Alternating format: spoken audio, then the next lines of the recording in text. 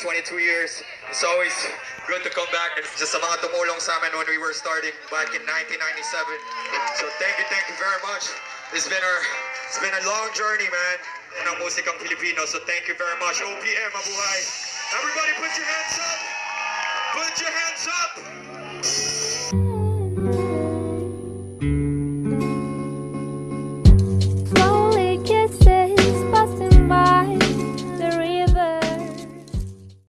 Kilalang bokalista ng Slapshot na si Vladimir aka Jamir Garcia ay natagpuang wala ng buhay sa kanyang sariling tahanan sa Quezon City.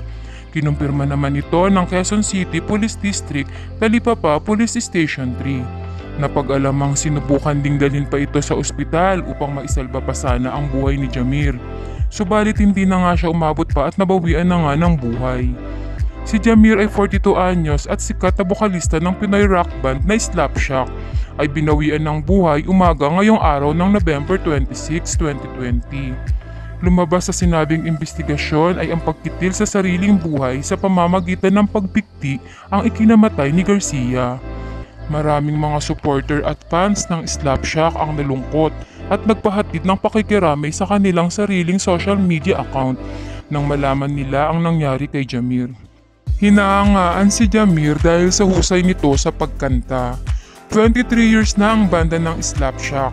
Hindi naman makapaniwala ang mga miyembro sa nangyari at labis-labis ang kanilang pagdadalamhati sa kanilang kagrupo.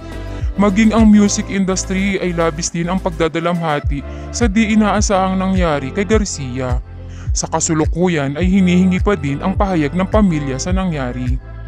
Ikaw, ano ang masasabi mo? I-comment down mo na lang ang iyong saloobin dito.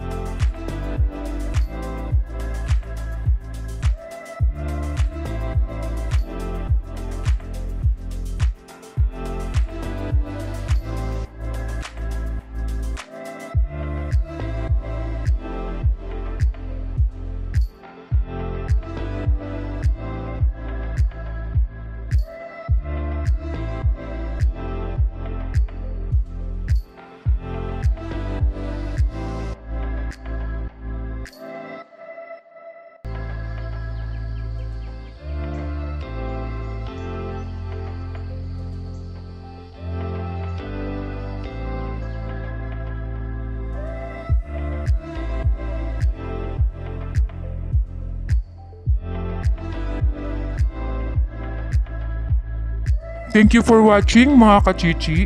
Don't forget to like and subscribe. At huwag mo na rin kalimutan ang bell icon para lagi kang updated sa showbiz happening.